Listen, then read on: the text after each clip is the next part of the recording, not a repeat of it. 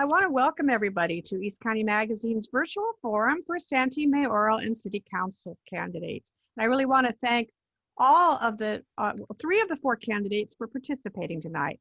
I'm Miriam Raftery, the editor of East County Magazine. I'll be the moderator of tonight's forum.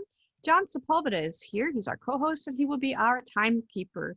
Tonight, we're pleased to welcome Santee Mayor John Minto and his opponent in the mayoral race, Councilman Stephen Houlahan. Just a second. And for the City Council, we have Sam Hurst, a longtime teacher and researcher here. And unfortunately, her opponent, General Contractor Dustin Trotter, declined to participate in the forum. He says he has a scheduling conflict. We invited him to do a separate interview on another date, and he has not responded so far. We hope he will. Anyway, we want to thank everybody here, and I also want to thank the Facebook Journalism Project, give them a shout out for the grant supporting our series of virtual candidate forums in the COVID era when we can't do these in person. These are being live streamed for those of you watching on East County Magazine's Facebook page. We will also, if anyone has trouble viewing, we'll have video of the forum later in the next couple of days on eastcountymagazine.org and broadcast on KNSJ Radio. It may take a day or two. Sometimes Zoom takes a couple of days, to process those videos, but it'll be there soon. And I especially want to thank the many members of the public out there who sent in some great questions. We're going to try to fit in as many of them as we can tonight. Each candidate will have 2 minutes for an opening statement, a 1-minute closing statement, and then on the questions, we'll start with 2 minutes apiece for the answers on the questions, and toward the end, we'll move to a lightning round of 1-minute responses on some of the less complicated issues facing Santee. So let's start with the opening candidates. Mayor Minto, as the incumbent mayor, let's start with you. Well, first of all, thank you very much for inviting me to this forum. It's a great opportunity to tell the viewers about me, my accomplishments as a councilman and a mayor, and where I want to go from here. One of the first items of the business I initiated when I became the mayor of Santee was to assemble the council and all of the senior staff to work on a strategic management. The reason why I did that is because I believe that there were some great policies and procedures that needed to be changed throughout the city. Many of them had not been changed in almost 30 or 40 years. And so we got started. We created about 10 short-term and long-term goals, which was really actually quite fun. And then next thing I did is got to work with the city attorney and department heads and said, let's rewrite and update our entire municipal code and every policy and procedure that we have in this city, because once again, they were just so old. And then one of the things that I've been working on very diligently is the Highway 52, because traffic is a big concern of mine. Since I was a law enforcement officer, I did a lot that had to do with traffic. So I thought about it for long and hard and for so many years. And one night it came to me that why don't we go and try and gain the money that we can get from the state and federal government. And what I did is I created what I call my Highway 52 Coalition. And so we created that. We've been doing some work to get that taken care of. And unfortunately, COVID has slowed us down a little bit. People aren't meeting, obviously. Yeah. But some of the other things that I like to get done in a second term is to continue to make sure we have a balanced and well-rounded budget. That may require a zero-based budgeting approach. Means take it down to zero and build it up back from there. And then ensure an effective, efficient, and accountable government. That's one reason why I wanted to rewrite the policies and procedures and things of that nature, because we have to continue to be thriving in our policies. Another thing that I wanted to do is make sure that we stay viable during COVID-19. I mean, I can't talk about anything without bringing that up, because matter of fact, I just authored a letter, and I do have to admit that I had a lot of help from my staff on creating that letter. We sent that off to the governor saying that we would like to change the paradigm on how we look at businesses opening and closing, and doing it not just with a science-based approach, but also with a who's doing the right thing approach. Just because you might be doing something wrong in, let's say, Los Angeles, doesn't mean you have to shut down the same, whole state of California. So I'm working on all of that to keep us moving forward. I want to continue on smart, slow growth. I do want to make sure that this city is built out, if it's built out at all, comprehensively, and follow in many of the standard guidelines and best practices. I got to tell you that with everything that's been happening in Santee and all the things I want to do in the future for Santee, I can see that our future is bright. And I absolutely hope everyone else can see that also. So that's me in a nutshell, and thank you very much. Very good. Stephen, let's go with you next as the other mayoral contender here. Well, again, thank you, Miriam, for the opportunity to be here tonight. And thank you for everybody who is out there watching, because I believe that these sorts of forums are very, very important so that we can get the word out about all of the candidates for all of the various races. And so thank you for doing that. And again, my name is Stephen Houlahan. I'm a registered nurse. I have been for over 20 years for those who may not know me that well. My background is in critical care nursing. I'm currently still working as a nurse as well as being your city councilman, and I have been since I was elected in 2016. And I'm proud to do this work. I love the city of Santee. As a city councilman, I've been enlightened a great deal about what really happens in the political arena. And so a little more about my background. A decade ago, I discovered there was a plan for a power plant to be built right on the gateway of Santee. It was called the Quailbrush Power Plant. Once I learned about that, I discovered that I had to become an activist and go out there and make sure this didn't happen. Now, I went to the city council at the time. I just didn't feel like I got the answers I wanted there at the council. So after the citizens of Save Mission Trails, for which I am the president of, after we went and defeated the power plant, then we started interacting with government much more often. And then we found that often there was a disconnect. There might be a disconnect between the communities and the neighborhoods. And so I was enticed to go and to continue and then to begin speaking up for the neighborhoods. And I believe that as the mayor, I will be able to represent those neighborhoods at a very, very high level. Now, as far as accomplishments, and as far as the 52 through Save Mission Trails, we did a letter writing campaign, and the 52 from Santo Road to Mass Boulevard became a scenic highway byway, and that ensured that there wouldn't be a power plant on that border. And that actually was to great benefit of every single person in Santee, because that would have decreased our property values.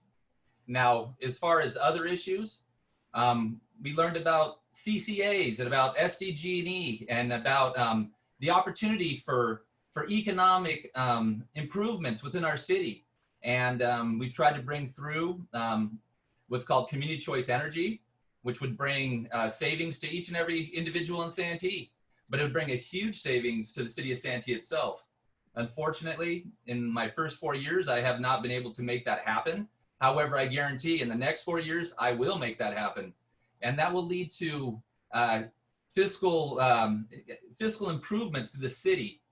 And so when you do that, you can actually start working on those budget issues, because unfortunately, we do find ourselves entering a time of budget shortfalls.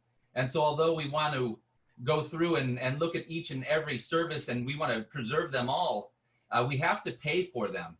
And so it's really important that we be looking forward and thinking about how do we do that.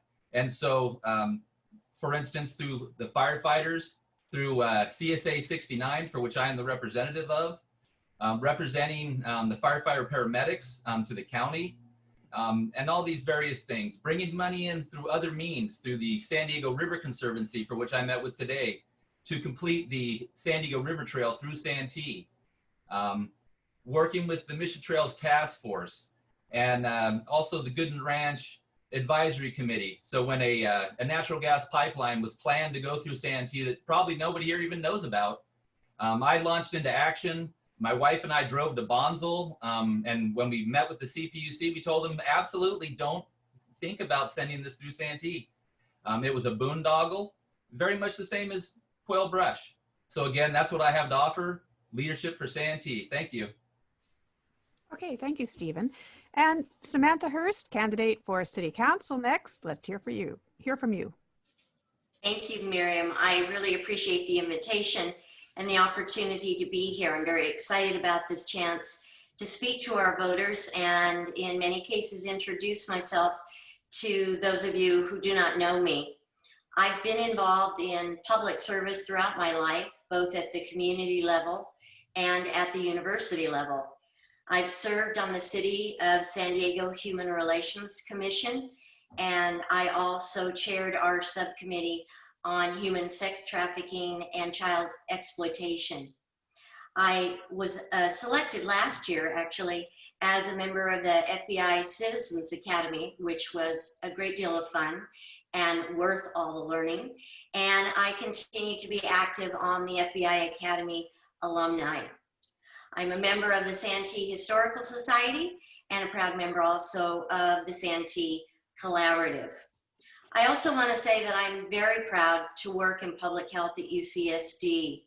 And I'd like to, if you permit me, just to give a shout out to my students who are listening, and also to give a shout out to all the students who are working desperately hard and doing a terrific job with their education during this COVID quarantine. It is not easy for them, and I am very empathetic to their cause. My priorities in my campaign are, number one, determining practical and feasible ways to reduce traffic gridlock, prohibit irresponsible high-density development, particularly in our backcountries that are vulnerable for fire, and on the Carlton Oaks Golf Course, which suffers from flooding during rainy months. I'm also extremely interested in strengthening our city's economy by encouraging consumers to purchase locally, to be active locally, and to give our Santee businesses the boost and support that they need right now. I'm interested in preserving open spaces and natural environment, which is the reason why people come to Santee, to spend time and to raise their family here. And last, I'd like to say that I've also pledged not to take any special interest money for my campaign. Voters have the right to expect that their council member is someone with full integrity and someone who is fully working on their behalf. So my campaign is a grassroots campaign. And in the spirit of grassroots, my vision for Santee is to help create an atmosphere that feels like everyone's neighborhood, where everyone is welcomed and everyone is included. Thank you. Thank you very much, Sam. I apologize for my meowing cat back there that's Zoom bombing our meeting here a little bit. The next question, and I think, Stephen, it's your turn. We're going to just rotate, so if you can help me keep track of whose turn it is, that would be great. Santee was facing budget issues, looking at dipping into the reserves even before the pandemic hit. And of course, now the pandemic has made that more serious. What ideas do each of you have for raising revenues and bringing new business to the city? And I'd also like to ask, if there is a new round of CARES Act funding, what would your priorities be for how to distribute that? Excuse me, I'm just going to close my door to get rid of some of these distractions.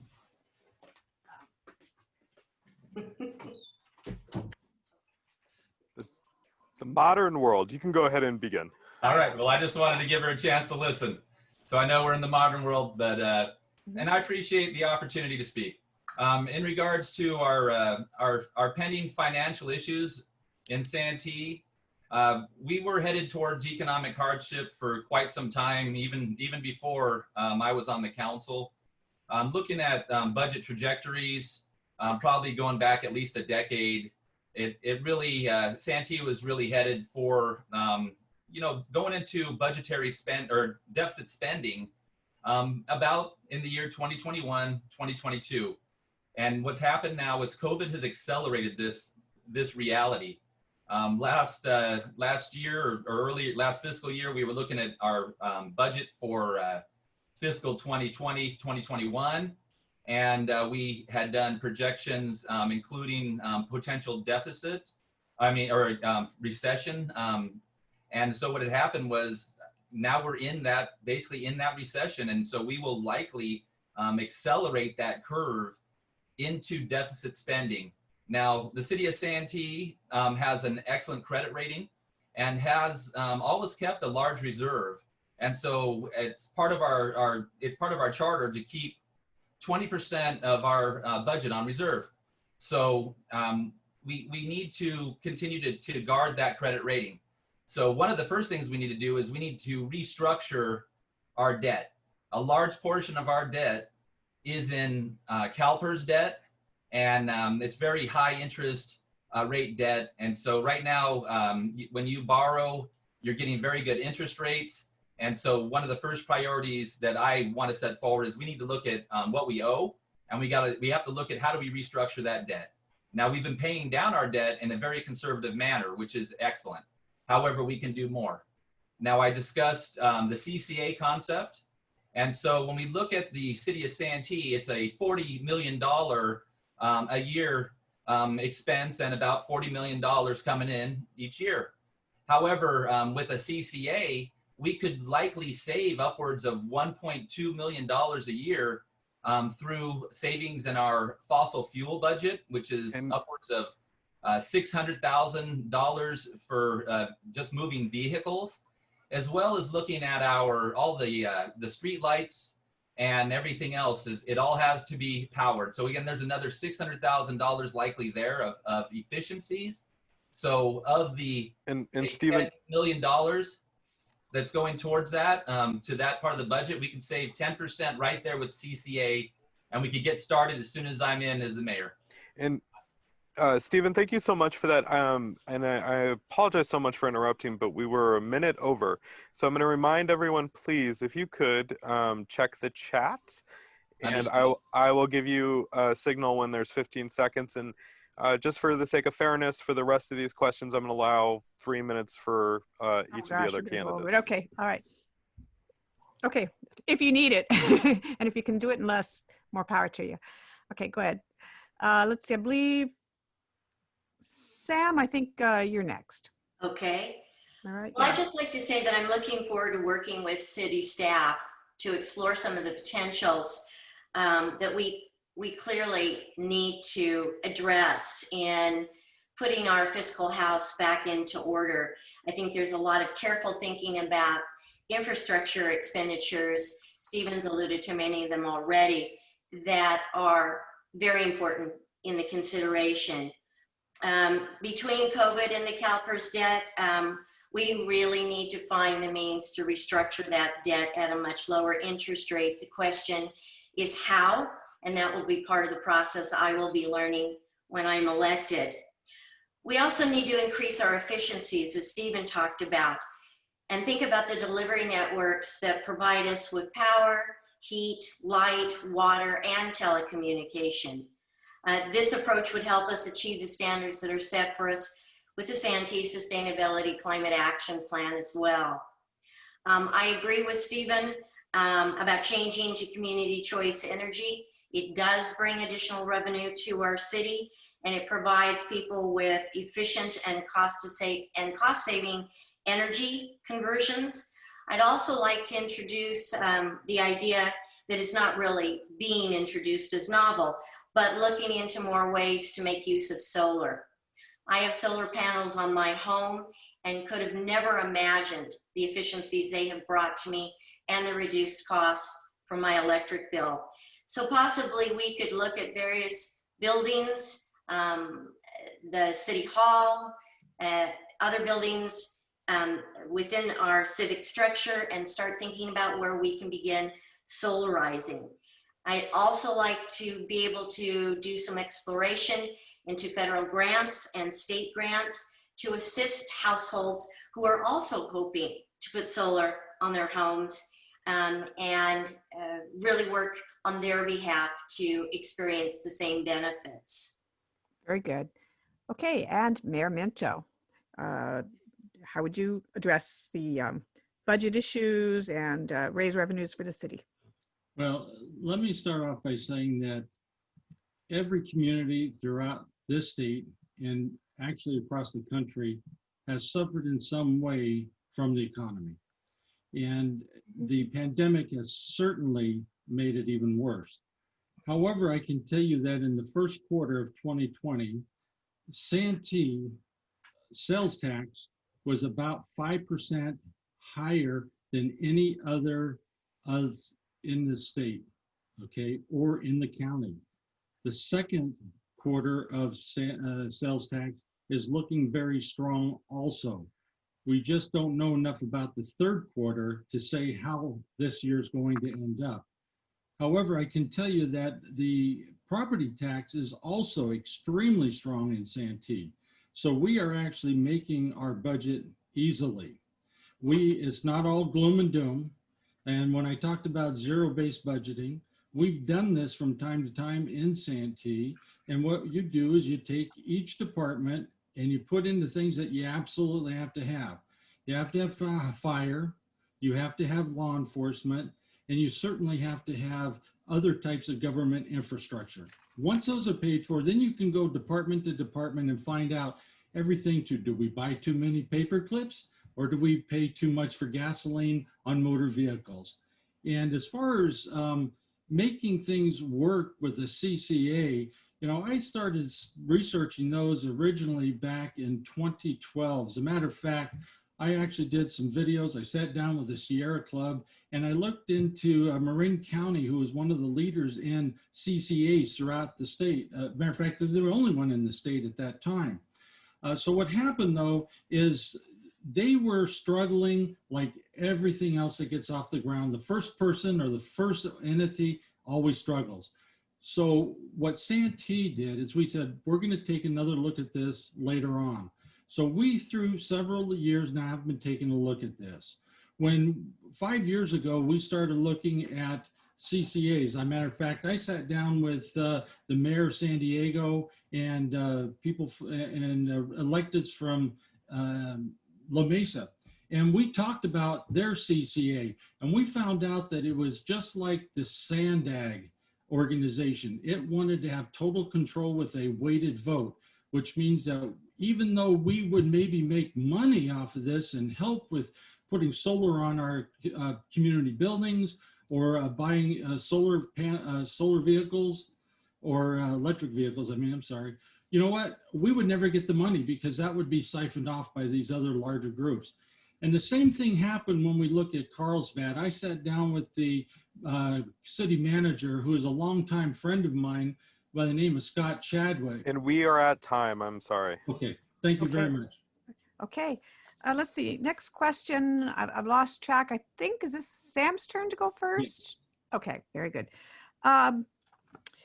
Wildfires have burned more acres in California so far than ever before, 3 million acres as of today. And a fire just today prompted evacuation of homes in Santee. Thankfully, the firefighters did a great job and got that out, but after it burned 4 acres. But HomeFed, the developer of the Fanita Ranch large-scale housing project, just recently announced they want to remove the Magnolia extension from that proposal. Supposedly it was to avoid having to have another councilman who lives nearby recused from voting. But that's a major wildfire evacuation route. And although they're talking about putting more money into widening 52 instead, people still have to get to 52. And of course, it could be blocked by a fire someday too. So alternative routes are important to save lives. Now, our region does have a housing shortage, and safety and open space are also important to many people in Santee. So how do you believe, each of you, that housing needs should be met in Santee? And should Fanita Ranch, at minimum, go back for a new environmental review since they want to take out the Magnolia extension? Or should it wait until the voters weigh in if Proposition N passes, which is the measure on the ballot that would let the people vote on projects that exceed what the general plan allows? Sam, you're first. Sure. There's a lot of moving parts to that question. I'm going to Yeah, I'm trying to combine some of these. So many people sent them in, and I'm trying to fit in as many points as I can on these. Okay. Well, I'll do my best in 2 minutes. I'm going to start with Fanita Ranch. I've been very public about my opposition to this particular project. I've submitted several letters to the mayor and to the council during council meetings about this disapproval that I feel. I was one of the many Santee citizens who also sent a letter in response to the draft EIR. And I'm greatly concerned about this latest modification of dropping the Magnolia Avenue extension. I almost feel as if it's a bit of gaslighting on the residents. I don't understand why suddenly a third exit or access area is no longer important to the original plan for evacuation. I don't understand what the legality is behind Councilmember McNellis not being able to take the vote. And that has never been publicly and properly explained to the citizens. And I think we'd really like to know that particular answer. I, for one, feel that if the Magnolia extension is to be removed, then we might really need to go back and do another circulation of the EIR and make certain that there are no other mitigation problems that could occur because that particular exit road will not be in service for the evacuation plans. And that leads me quickly, because I'm certain I'm really running out of time. I'm worried, I'm very worried about the evacuation plans out of Fanita Ranch. And those have never been properly delineated and brought to the public. So I have a lot of questions and I want a lot of answers. Okay. Let's see. I believe Mayor Minto, you're next. Well, thanks. Let me tell you that I was absolutely floored when I heard about this conflict of interest, because my thought is, okay, they've been working on this for about 5 years. We have Yes. all these experts that are supposed to be involved, whether they're planners, civil engineers, or lawyers. And you tell me in the 11th hour now that we have a conflict of interest with one of our council members? I mean, rhetorically, I have to say, are you kidding me? So here's the thing. Legally, they're the applicant. They could do whatever they want. They can make whatever they changes they are. Now, we know that in the beginning that this wasn't something that was required to go through. They wanted to do something good for the community and said, okay, we'll put this road through. Well, I don't necessarily think it's a good thing they take it back. There's also a place on the northeast corner where we can actually put a through road in between Harbison Canyon and Santee. But that was blocked by the county supervisor. They didn't want us going into their city. But I'm saying that if you want to get people in and out of where there could be fire danger, what a great place to do it. We know 67 is impacted many times, just like 52 is impacted. So my goodness, let's do what we can to make every route possible that we can. Now, you know what? We have lawyers that are looking at this and they're telling us whether or not they have to have the CIR recirculated or otherwise. And, you know, as a mayor, I'm bound by the law. I can't make decisions without seeing the evidence and hearing the testimony. Because if I do, it'd be just like me going into traffic court and having the judge say, bring that guilty guy in here. Already made up a mind. Lawsuits been filed against cities where people have already made up their mind, either in opposition or support, and it's been overturned by the courts and they had to go back and do it all over again to an extremely great cost to the cities. And I don't want that to happen here. Okay, thank you. Councilman Houlahan, let's hear your thoughts on Fanita Ranch. Well, as Mayor Minto said, as a council member nor a mayor can say whether they are in favor or against a application as it comes before them. However, I do have concerns about fire in regards to any development that goes into what I consider the wilderness, which there's many of, and around the East County. And right now with the Valley fire, it's a massive, massive fire, and there's been life is lost, and structures burned. So I have concerns about fire. I have concerns about traffic, evacuation routes, absolute concerns. Also, I have concerns about what's going to happen on the 52. So there's going to be a great deal of traffic, regardless, through the 52, through Santee. And so I've always wondered, can our infrastructure really handle, this influx of potentially upwards of 10% of our population? And so between the fire concerns, the traffic concerns, and now the loss of the Magnolia extension, I believe that we need to take a really long, deep look, whether it be lawyers, council members, and the citizens of Santee. And by all means, we need to take and reevaluate the entire process and reevaluate Bonita Ranch based on this change. Okay, thank you very much. The next question, campaign contributions has become an issue in this race. Thousands of dollars in campaign contributions from developers, PACs, and others directly tied to either Bonita Ranch or the redevelopment of the Carlton Oaks Country Club site have flowed into some of the city council members and mayoral campaigns, and including Miriam Minto and Dustin Trotter, of those that are running for election or re-election. The environmental group Preserve Wild Santee has been circulating a flow chart of what it claims is money laundering.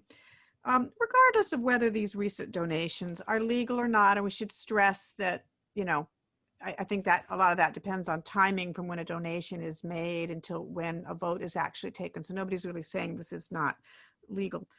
But what I would like to ask is, do each of you think it's appropriate for candidates or elected officials to take donations from developers who have projects before that governing body? And what would you say to those who are concerned about the appearance, at least, of a potential conflict of interest on some of these projects? The question is to the mayor. Oh, I'm sorry. Mayor, you're first. Great. Well, thanks. That's a great question. People ask that a lot. People make allegations that there's a wrongdoing, and there's not. Quite frankly, if we wanted to look at what is legal, what is ethical, what is moral, we could say that you shouldn't take any campaign money from anybody. That means, for instance, if you're a environmental organization and you want to support somebody who is sympathetic toward environmental concerns, well, if that candidate takes money from them, then does the same idea apply, that they are doing something unethical? Are they doing something wrong? The answer is absolutely not.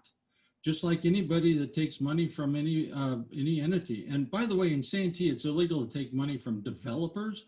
Now, you can take money from somebody who works for a development corporation. I've got some friends that are in that business. So does that mean that they shouldn't be able to help me out because they've been my friends for 30 years? Probably not. And I can tell you, as far as whether or not you trust me to do the right thing, I think I have a track record of doing absolutely the right thing. I've sent developments back to the drawing board when they've come before me, even if I had taken a campaign contribution from someone in that corporation years before that. So I can tell you right now that you can actually trust that I'm going to follow the law. 30 years as a police officer, I always followed the law, and I'm not going to change it now just because of the mayor. I actually rose my hand and said, I'm going to, support the Constitution of the United States and the Constitution of California. I've never wavered from that. But if any one of these candidates want to take a legitimate, lawful contribution from an individual, I absolutely support their right to do that. Don't tell me though that I'm doing something wrong because I followed the law. Okay, we appreciate you coming on and addressing that, Mayor Minto. I believe, let's see who was next. Stephen. Stephen, it's your turn. Well, I really appreciate the opportunity to address this question, and I gotta say I have to disagree completely. I have never taken money from developers, and I believe that is actually that is actually important. It's really important, especially when there is a project before the council, because it just whether it skews your view or not, it just is very, very bad optics. And so, for instance, with Bonita Ranch, with that project before the council, I believe that no council member nor the mayor should take a donation from them, and which they can't legally, However, you can actually take a donation from, say, the general manager or the project manager. I believe that has very, very bad optics, and especially with the timing. So when I went to the very first class, when I learned about these issues, you're only supposed to take about $250, and it shouldn't be after the plan is before the council. So again, there's rules. And so it's not a matter of, necessarily going to jail. It's just, it's immoral and unethical at some point when you start bending the rules. Now, maybe you get money from a different developer who gives it to you the right time, or maybe the money goes to some sort of super PAC. But again, it just seems like with these 460 forums, you can follow the money. Just follow the money. So does that mean that I shouldn't vote on something because I did have a contribution from someone from that company? I guess if we're going to open up for discussion, I believe that there is a framework set forth by the FPPC that has certain limits. Those limits can be are different than the city of Santee's limits. There's timing that's very important. And so when we take, if we chose to legally take those contributions, it can be very bad optics, as well as there is the possibility of a timing issue. And so we should be very, very careful. Anybody who chooses to run for council or for mayor should be very careful about who they're taking money from and how they take that money. Absolutely. I want to remind everyone too that we are at time, and Okay. also to go to Miss Hurst, who has not been able to talk with that back and forth. Ms. Yeah. Hurst. Go ahead, Sam. Well, thank you for being able to make a few comments. I probably feel even more strongly than Stephen. In my work as a researcher, I am obligated to sign a conflict of interest contract every time I receive grant money for my salary. It is an in-depth 3-page contract that eliminates any possibility that my participation on a study would in any way be influenced because my financial activity or my family's financial activity is in any way involved with the company that's sponsoring the grant. I think those standards should apply to our civic leaders. They apply to professional researchers at universities. I don't understand why they can't apply to our civic leaders. And as a resident, even though I'm a resident and now a candidate, I really like to see us reach that optimum. I'd like the residents of my district and District 4 to know that I will take no special interest money. I am not going to muddy the water and create an issue for my residents to know what level of integrity I have, how far they can trust me, who I know that they may disapprove of. I'm going to try to do the right thing. I do the right thing in research. I do the right thing at the university. I like us to do the right thing as an elected official. Great. Let's move on to another important issue that's was on the minds of many of the people who sent in questions. Racial tensions have been heightened in Santee recently, where we saw, unfortunately, some shoppers wearing KKK and swastika masks in grocery stores. And beyond that, protests over racial justice in policing, which also drew groups such as Defend East County. That's a group that announced it was intended to protect businesses against looting like La Mesa had, which of course no one wants. But it also attracted people who shouted racial slurs, made threats, including some physical altercations and violence. And we had several minority residents email us to say this has made them feel unsafe in Santee. They feel law enforcement has turned a blind eye to some of these attacks. What meaningful steps do each of you believe should be taken to address racial intolerance and reduce racial tensions in Santee?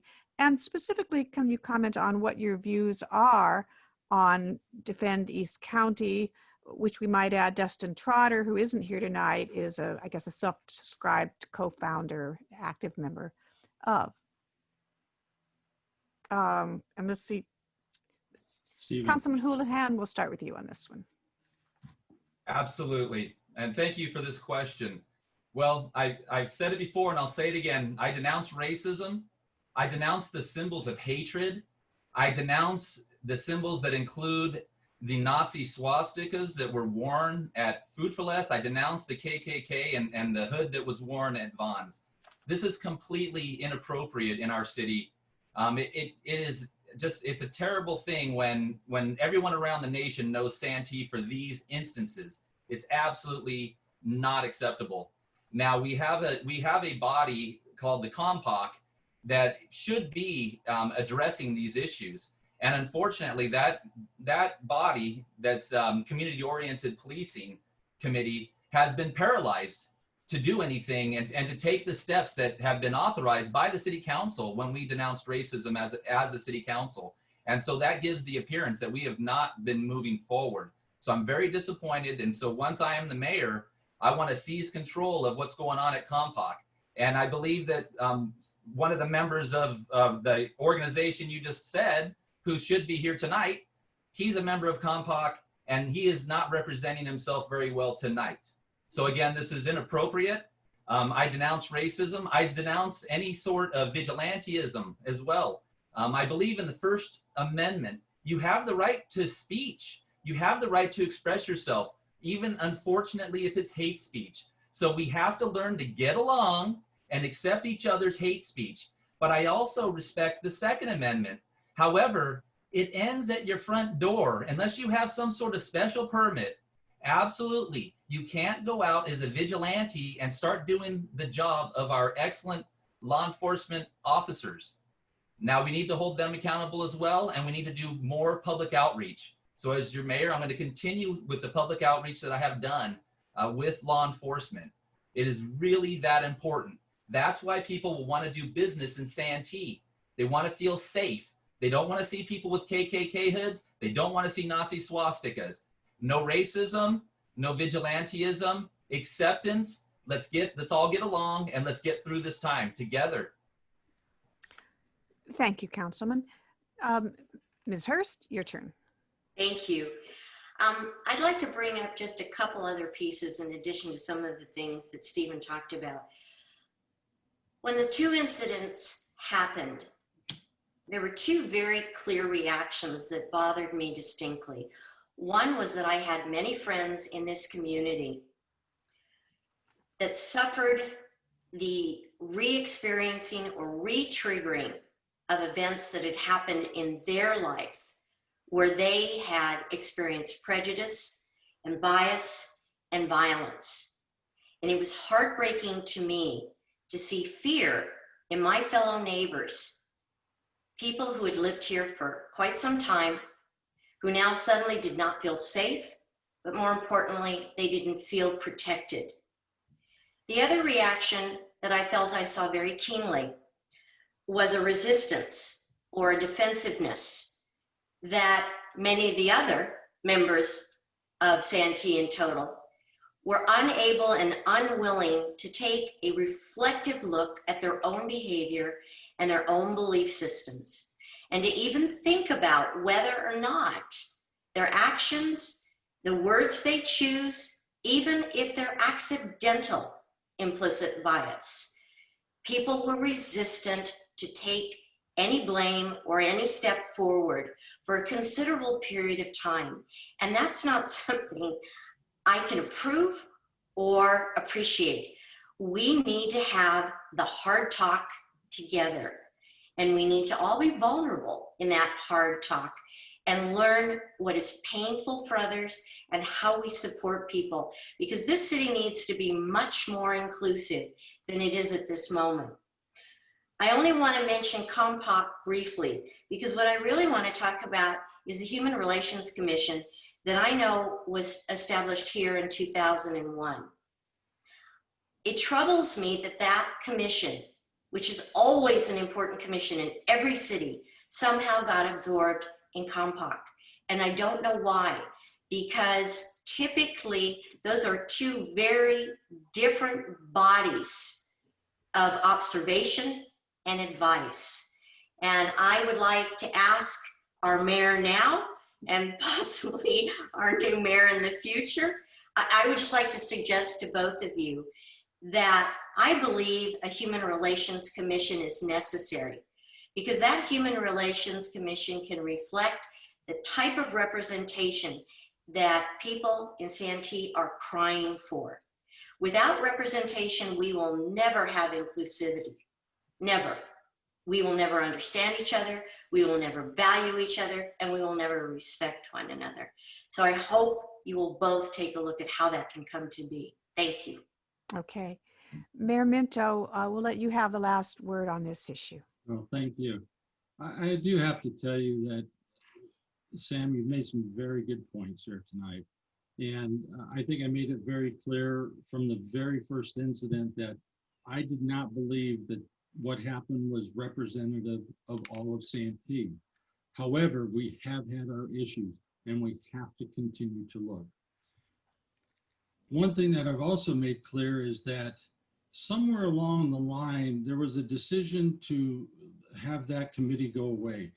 And that was made by many of the people that were on the committee, because I remember the discussion and they were like, well, we haven't done anything. We haven't had any complaints. And quite frankly, what I think happened is many of the people that were involved became complacent. It's like, you know, you haven't stubbed your toe in a long time, so why do I now need to wear shoes? Well, you're eventually going to stub your toe again, so you have to be prepared. And so what I did is I brought some new people onto the Compact Committee so that they would be people that were representative of color and other backgrounds. I mean, is that Compact, is that Citizens Oversight? What does it No, stand it's for? not a citizens over, it's a community-oriented policing committee. Okay. So we've had many, many discussions. And what we've found is that it's not the right place for it. Because it is too broad of a committee to look at too many things. So Monday is our first our meeting this month, and I will be unveiling some new procedures, some new ideas, and one of those is that we're going to separate those committees. Nice. So you're very much on track with what you're talking about there. But as far as what Stephen said, that it hasn't done anything, it's only because Stephen hasn't been there to hear what the conversation is. You know, Stephen's a member of this city council. He could call me and say, Mayor, I've got some ideas, but he has failed to do that. He's failed to do that for the last 3 years. When I call him from time to time, say, Stephen, is there anything you want to work on? Can I help you? He says, no, everything's just fine. So Stephen, another invitation. I want to hear what your ideas are. Come to me and let's talk about them and let's implement them when we can and where we can. Okay. All right. We're going to go now to John Sepulveda, my co-host, to start the lightning round. These are questions that we're hoping you can answer in 1 minute or less. If you can do it in 30 seconds, we can get more questions answered. John, why don't you throw out the first couple of lightning round questions there, whichever. Go ahead. John, are you there? No? John? All right, then I'll do it. Okay. Many of our readers want to know whether you'll support getting the Carl Strauss Brewery built, which has a petition signed by 1,200 Santee residents who want the brewery, which the council did approve, but it's apparently been stalled by the developer in turbulent times. Will whoever is elected continue to support for that project? And I think it's... well, Steve was last time first, so it's Sam, I think. So it's your turn, I think. Or who's it? Sam? Sam. Sam? Yeah, I think you're up first. Okay. Yes, I definitely support Carl Strauss. I think we have an amazing opportunity here. We have the Sportsplex. We have discussion on a hotel downtown, which is why I don't think we need one on Carlton Oaks. We have discussion for a theater, a new library. I think we can bring a great deal of vibrancy to the city of Santee that again makes it a welcoming, inviting place for visitors to come and to enjoy the vitality of our city. We have a public transport. They can take the trolley all the way down if they're concerned about driving and parking. But these are all things that are for the better of Santee. So I'd be surprised if anyone was against them. Okay, thank you. John, how about you? All right. Well, I've always been, well, I can't say always. I didn't take a position until I heard the testimony and saw the evidence because, you know, and like I said, working in law enforcement, I'm really concerned about any new alcohol beverage establishment. I did spend time in our vice unit at San Diego Police Department, become an expert on vice laws. And so that's always a concern. Once I saw the evidence and I heard the testimony, I was very supportive of it. I was one of the people that voted yes to have it. And I'm going to keep moving forward because they're a vital community member now, even though they haven't built yet. Okay. And Stephen, how about you on Carl Strauss? Absolutely support Carl Strauss. It's a ready project. It's approved. It's been approved for many years. It was actually approved before I was even on the council. I didn't even have the opportunity to vote on it. So I was there at the hearing. I spoke at the hearing and told the applicant that I can't wait to ride on the river trail and head over to Carl Strauss right after I stop over at the movie theater. So although maybe the movie theater wasn't really quite planned at the time, but again, it's going to be a big piece of our entertainment district with the hotel, the movie theater, and Carl Strauss. It's an approved project and I support it. Well, that sounds great. Something everybody can agree on. It's nice. It looks like John Sepulveda is back with us. He got bumped off the Zoom call, but he's back. John, can you unmute yourself? And if you'd like to ask a couple of lightning round questions, we just asked about the brewery, but if you want to pick a couple of more and go ahead and go for it. Sure. The first question is just so voters can kind of get to know what you are in your regular life. And Ms. Hurst, I'd like to begin with you because I understand that you're an anthropological researcher. Yes. Would you mind just very quickly in a minute, each of you taking the time to tell us what you do when you're not doing this? I'd be happy to. My background is in medical anthropology, so the research I do is at the intersection of culture and health. I have the privilege of working with a number of unique cultural communities by ethnicity, and I also have the privilege, I have privileges at the VA hospital to also conduct research with our veterans and our active combat duty military. So that's one of the things that I probably am most proud of. But my interest in public health has stemmed from the fact that it allows me to get out in the community with the people to find out what's important to them, at what level they wish to function, and how we can work together to find ways that they can really achieve that quality of life that is so very important to them.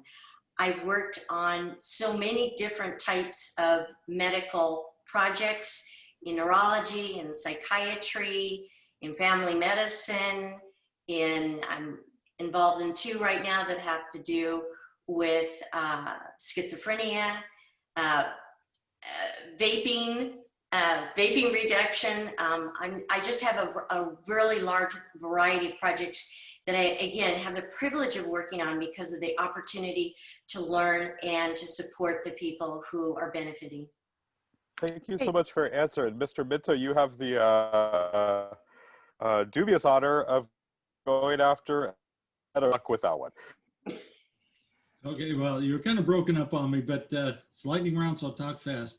Okay, I'm retired from the San Diego Police Department. I spent 29 years there. I worked in many fields, and today my full-time hobby is actually being the mayor of Santee. I spend sometimes 20 to 30 hours a week on meetings at SANDAG, the League of California Cities. I go out of town nearly once a month, spend 3 to 5 days away from home, working at the state capitol. I also have been to Washington, D.C.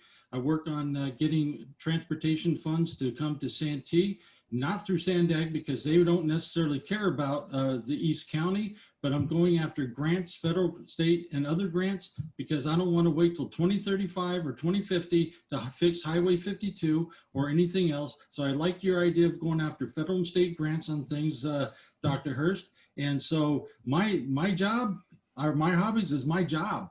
And I'm the only guy here that doesn't have a full-time job on my council. And so that's why I can do this.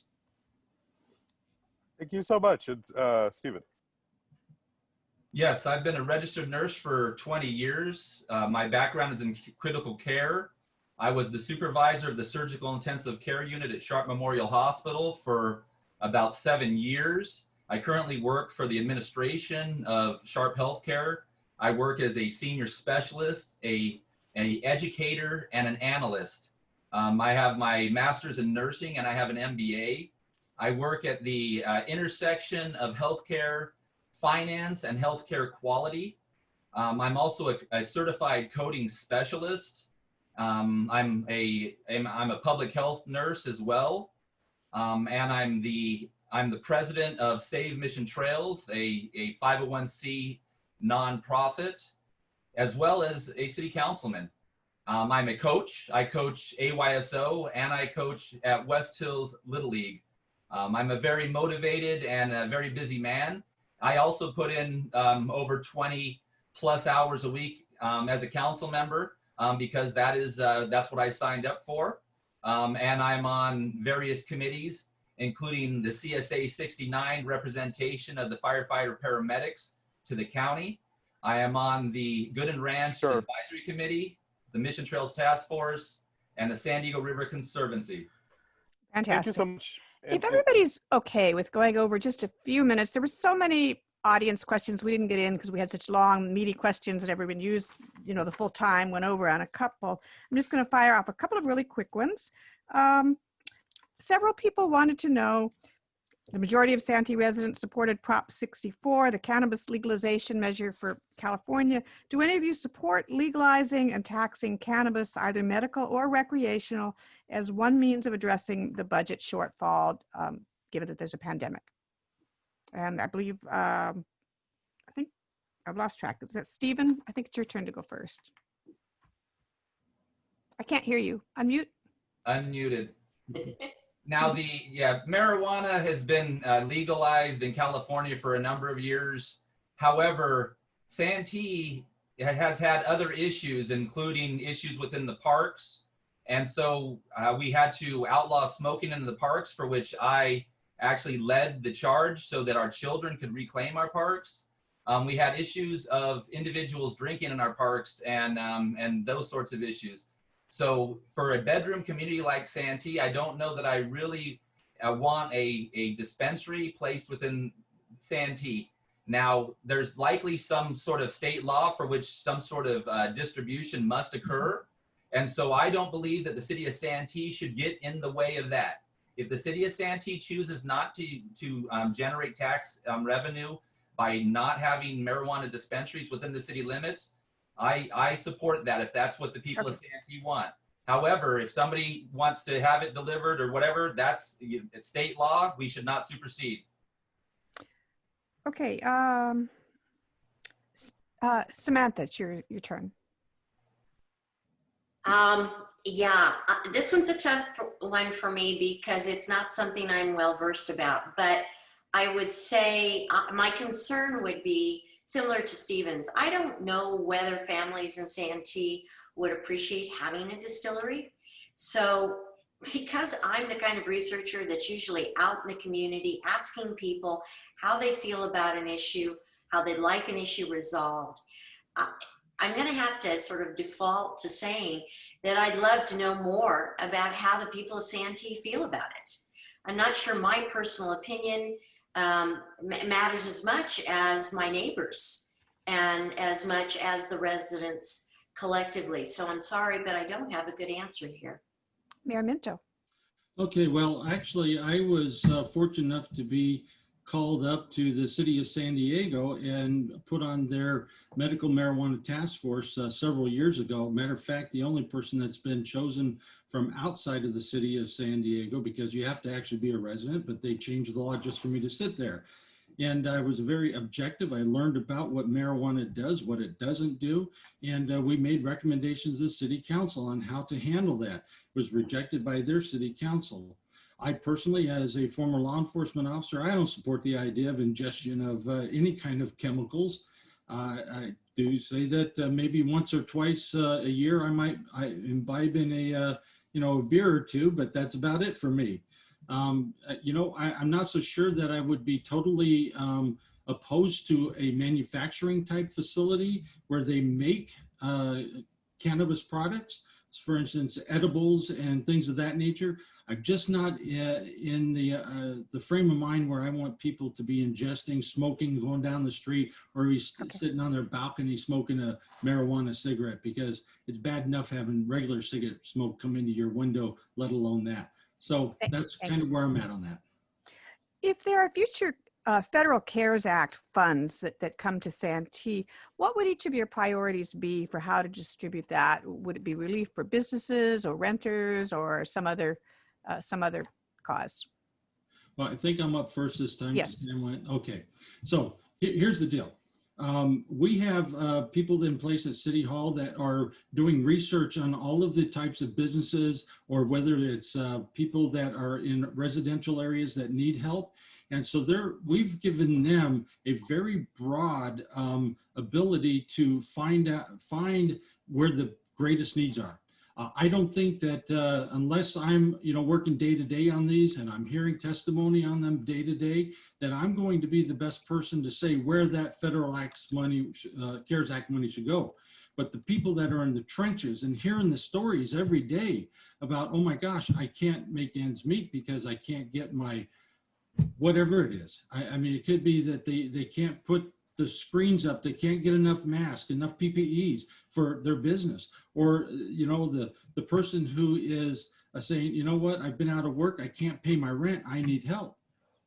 Those are the people that should be helping make those decisions. My job to facilitate the fact that they have the resources to get it done. Yeah.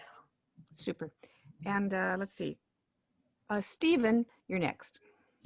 Well, the CARES Act money, my priorities have been clear the whole time. It's really important to get this rental assistance out to the citizens of Santee, and make sure that people are not being evicted and put out on the street. Unfortunately, the city of Santee, voted to stop that moratorium, and I think that was a bad move.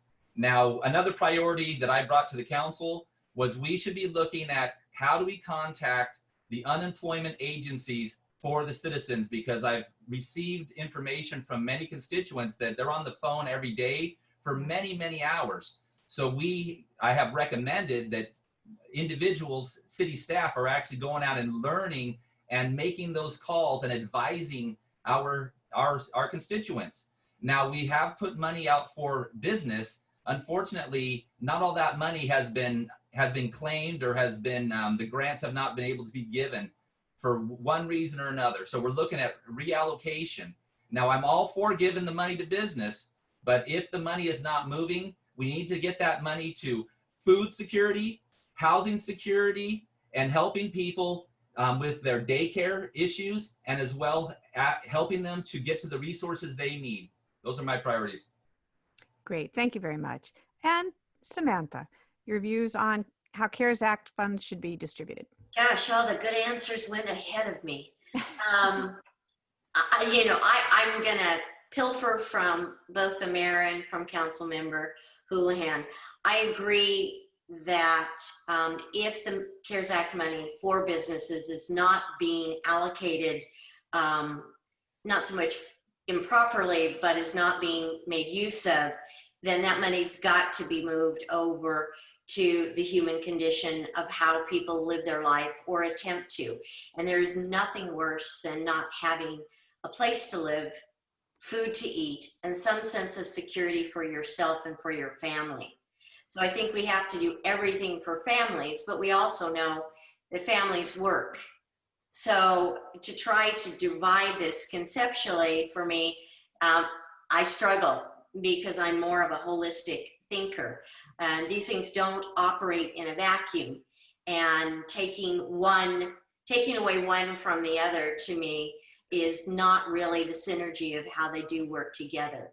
So I would be the person that would say, how can we provide both as adequately as possible? But if the business sector is not making use of the funds now in the way in which they were projected originally, then those should be reallocated to housing and to families and to food. Thank you very much. And John, I believe you have a question. That's right. There are 2 term limit questions on the ballot for voters. One would require, this is Measure Q, would require that anyone who serves a 3-term 3 terms on the city council or as mayor, that would be it. They'd be capped at 3 terms. And then there's Measure R, which would allow you to serve 3 terms as council member and 2 terms as mayor. Just very quickly, starting with the mayor, which measure will you be voting for? If either, we should say, yeah. Well, first of all, I think it's inappropriate to ask a person how they're going to vote at the polls. So I'm not going to tell you, but I will tell you that this is that I tried to sit down with the writers of that Measure Q, I think it was, and say, hey, I'm for term limits. Let's craft something that's good for the community. Well, this one was poorly written. And so I supported it at council to put another ballot on the measure on the ballot that would be just like what's at the state of California or many other places. Even at San Diego, even though they have a 3-term limit for their, a 2-term limit for their legislators, they still have one that's separate for the mayor because they recognize the idea that people need to get some experience before stepping up. And we'll go now to Stephen. Well, I absolutely support term limits at all levels of government. And if it wasn't for the hard work of the citizens who qualified Measure Q, there would be no term limit Measure R. So again, Q was the lever to create this term limit possibility. And I'm 100% behind it. I think actually for the people of Santee, there's no way to lose because the council had been there for so many years before I got on. Now, I believe that the people of Santee are smart.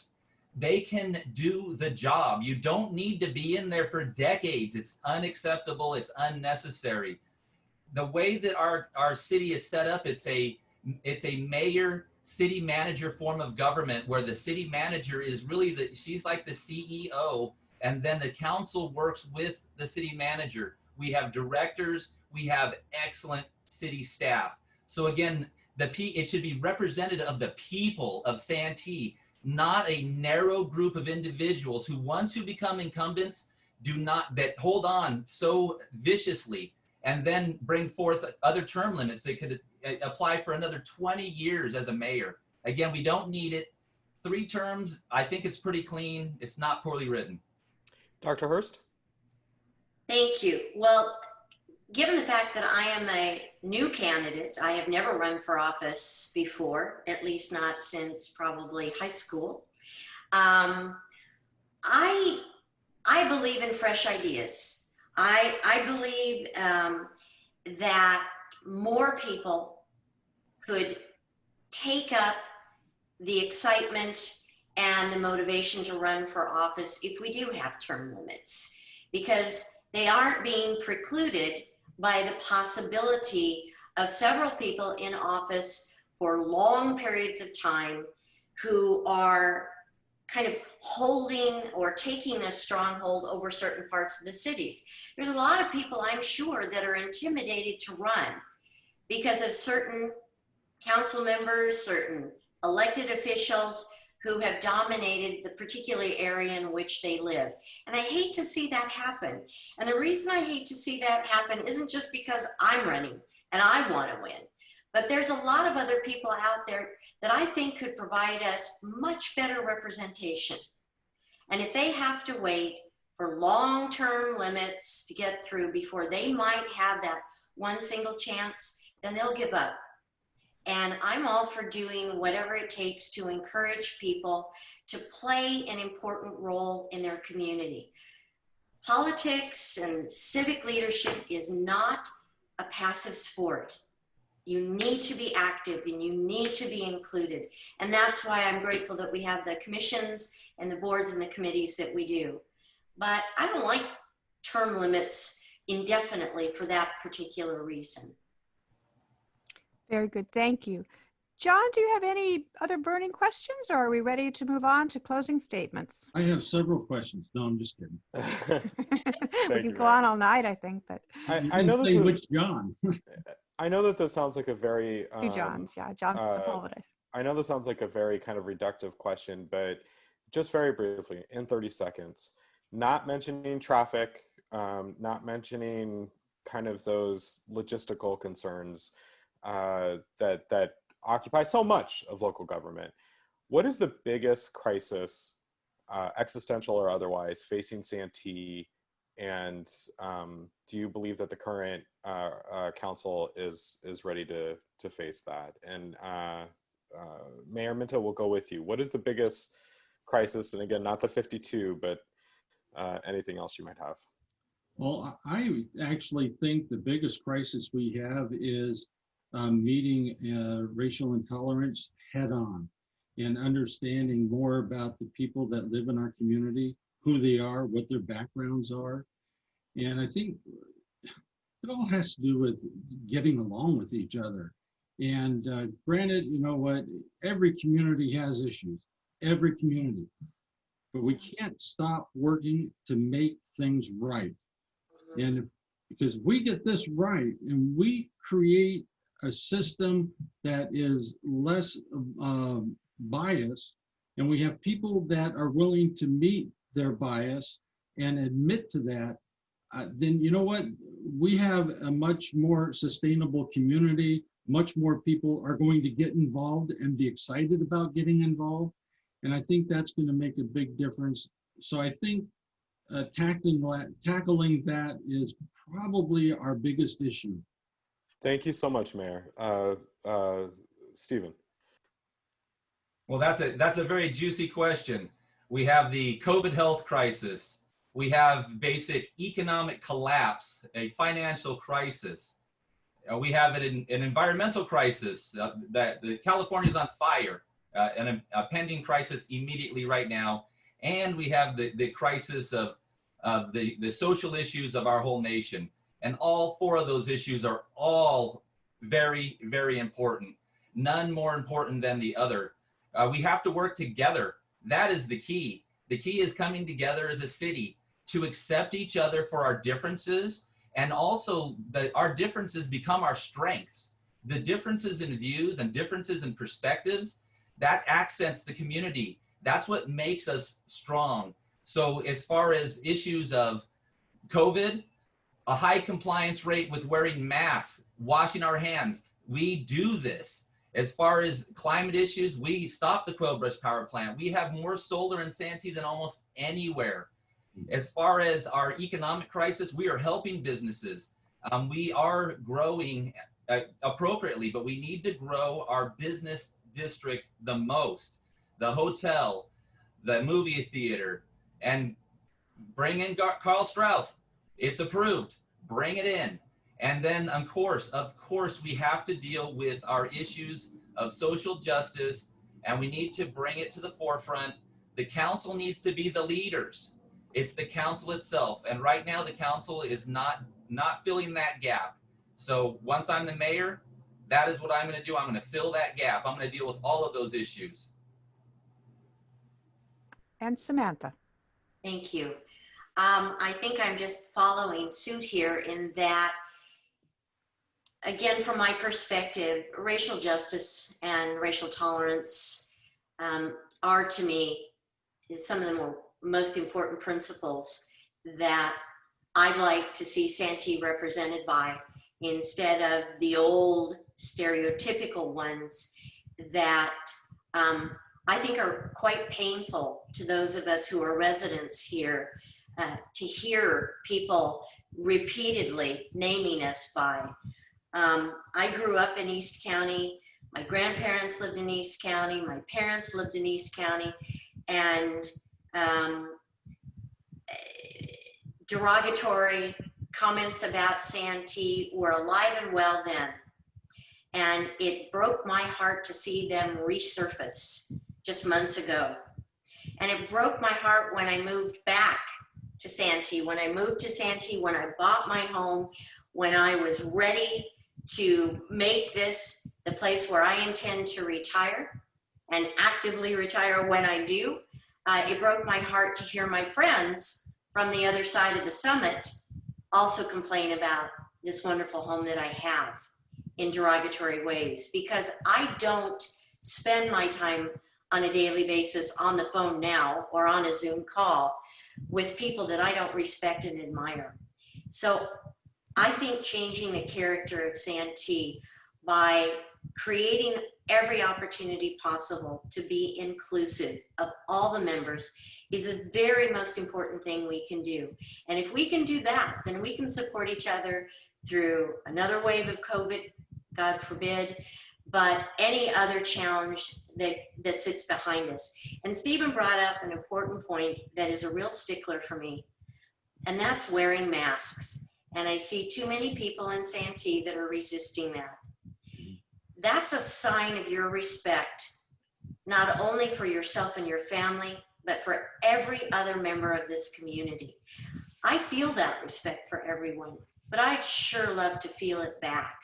So I wish people understood that if we wore a mask and we practiced social distancing, we could get through this a whole lot faster.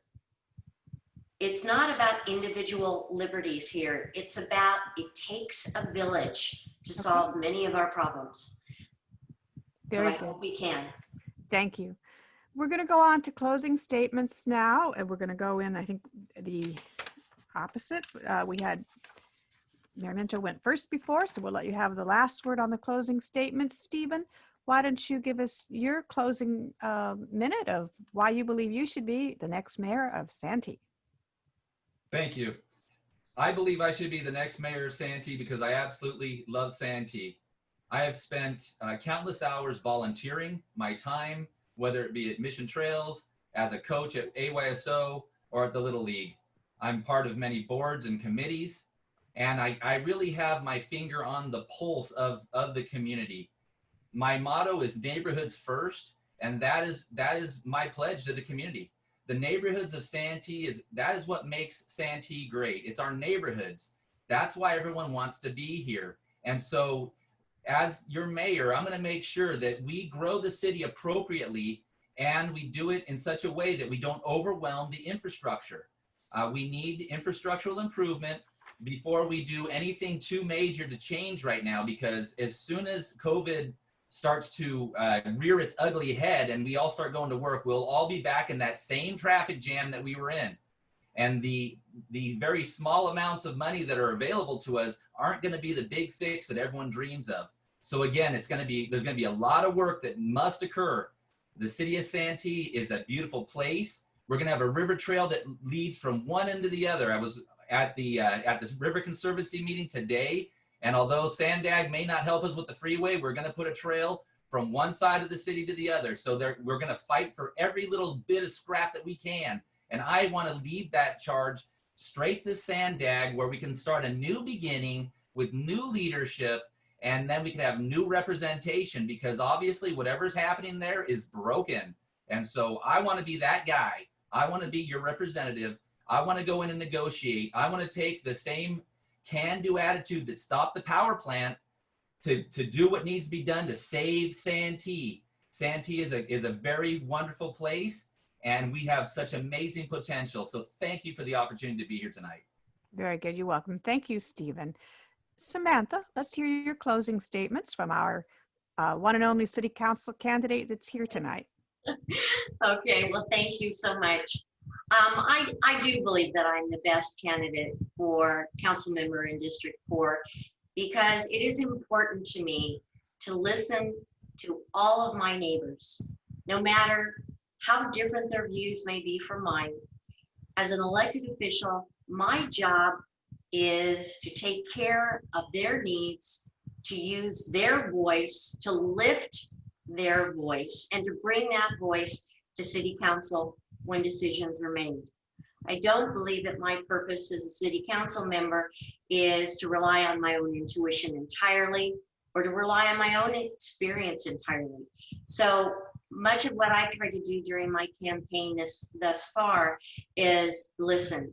I spend a lot of time on the phone when I'm lucky enough to deliver lawn signs, I get the chance to talk to my neighbors, and that completely delights me. But I want to close, if you'll indulge me, with just one quick little story that I think is probably the key to who I am. In 1918, my great-grandmother, Sadie Dotson Hurst, made history by becoming the very first woman ever elected to the Nevada legislature. She ran as a Republican, but in 1918, being Republican was a reformer. When legislature met again for a special session in February 1919 to ratify the federal suffrage amendment, it was my Sadie who authored, promoted, and presented that resolution. She had the further distinction of being the only woman in the nation to preside over a state legislature during the ratification of the federal suffrage amendment. I am so proud to know that that tenacity and that clarity of thought is in my DNA. So my campaign is dedicated to her, and it's dedicated to all the wonderful people who live in District 4. Thank you. Okay. Well, that is a tough story to top, but John, we're going to let you try. Our Mayor Minto, you can have the final word tonight on the closing comments in our forum. Well, thank you very much. Like Stephen, I too love Santee very much. I came here originally in 1992, bought a house here with my wife as an investment. Little did we know that we would actually fall in love with this town and never want to leave. A few years ago, we bought a second house, and we completely remodeled it, knowing this will be the house that we are taken out of, probably in a different form than Feet First. And so that's been my commitment to Santee, is to live here for the rest of my life. I've been your council member I was your council member for 14 years and your mayor for 4 years. I did this, and at this time I garnered extensive skills and knowledges necessary to be in the best position to be mayor. I like the way Stephen says about going down there and beating the heck out of Sandag, because I do that every other week, week after week. Something that he doesn't know is that 16 other mayors in the county of San Diego beat up 5 other mayors in San Diego County and still lose because of the way the state legislature created the voting system at Sandag. So we're not going to be able to make more headway there until we elect people to the state legislature that is willing to change that. So that would be my challenge to you, Stephen, if you do get elected mayor, is to get those people out of state office so that we can change that law. You know, traffic mitigation is one of my top priorities. Within the city of Santee and on Highway 52. And like I said before, I created that Highway 52 coalition. It didn't take anybody to inspire me to do that. No one else worked on this but myself, until I went to the city manager, city attorney, and then to some other people that could help, like the finance manager. I put my own hard-earned dollars into it, not money from any campaign account or any other business account, but out of my own money. And my wife was willing to go along with that because she too believes that we need to make this right for the people traveling on Highway 52. I'm a lucky man. I don't have to drive that every day and haven't had to since 2009 when I retired. So I consider myself lucky, but I have a great amount of empathy for those who do. Now, during this COVID-19, I made a priority taking care of the people who needed help the most. And that was our most vulnerable, our seniors. I joined with the Lantern Crest Foundation and 2 local restaurants to provide 65 hot meals a week for 9 weeks to seniors. And that was only because the money ran out. Today, my wife and I, we cook in our own kitchen and take it to people who ask to have a lunch. I think that's pretty commendable, even though I don't need any commendation. I do it out of the goodness of my heart, not because I want recognition. I was told the other day that I'm a terrible politician because I don't talk about all the things I do, where other politicians talk about everything they do and have done nothing. I also purchased out of my own pocket 400 masks for people in the senior parks so that they could get around, because I believe in masks also, Sam, because I agree with you. Now, under my leadership, we have done well in our budget. A 5.7 increase in sales tax revenue in the first quarter of 2020, compared to a 4% decrease countywide and a 3% decrease statewide. When people said we're not going to have any Independence Day celebration, no fireworks, no gatherings, I worked with the city manager to make sure that we did get an Independence Day celebration. We ended up having them in 2 spots. And you know what? We didn't cancel our 4th of July because Independence Day is just as important today as it ever was.